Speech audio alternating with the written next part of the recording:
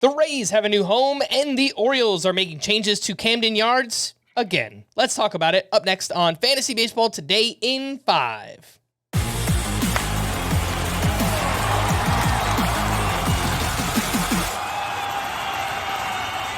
Welcome into FBT in 5 on Tuesday, November 19th. I am Frank Stampfl, joined by Scott White, and it's not often we talk about ballparks, but there are some moving parts right now affecting next season. Let's start with the Rays, who will play in George M. Steinbrenner Field, the minor league home of the Single-A Tampa Tarpons. This is due to the damages Tropicana Field suffered from Hurricane Milton, and Steinbrenner Field has the same dimensions as the current Yankee Stadium. So, Scott, the first thing that comes to mind, left-handed hitters should gain an advantage here, and on the flip side, it could be a tougher place for pitchers heading into next season. What are your thoughts all around here on the new home of the Tampa Bay Rays?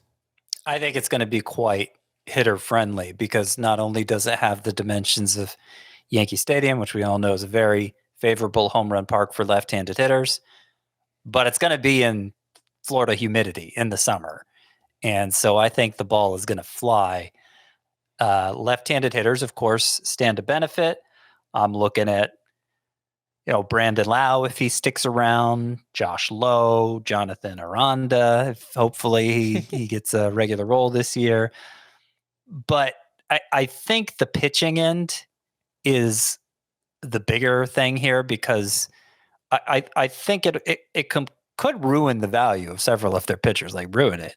Taj Bradley, a lot of upside, and we saw him dominate for stretches, but when things went bad for him, home runs in particular were his undoing. That might be exacerbated. It probably will be exacerbated. Ryan Pepiot, who had a good year with the Rays, he's also a fly ball pitcher. Shane Baz, bit of a fly ball pitcher. I don't think Shane McClanahan, left-hander, more ground ball oriented. I don't think he'll be affected as much, though the environment won't help, obviously. But I'm especially worried about Taj Bradley, Ryan Pepiot, and Shane Baz in that order.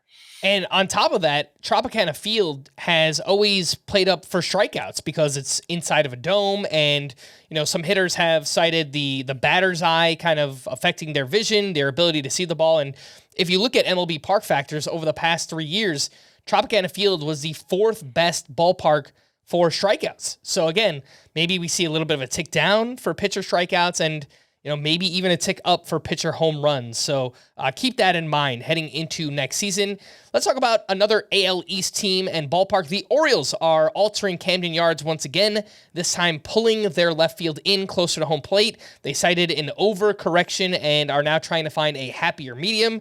The left field wall will be pulled in varying distances between 9 and 20 feet, and the height of the wall will also come down from 13 feet to 8 feet in some areas, and then 6 feet 11 inches in others. So, Scott, this instantly makes me think, right-handed power should come back a little bit, at least in Baltimore. And on the flip side, again, it's maybe Orioles pitchers are a little bit more prone to home runs once again next season.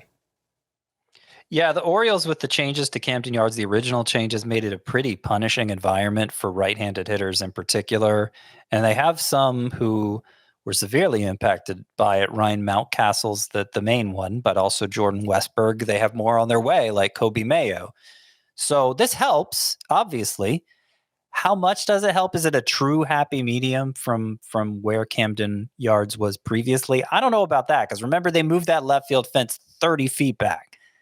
So, okay, moving it in 13 feet in some places, it sounds like a big increase, but it's not, when you're comparing it to 30 feet back, it's not.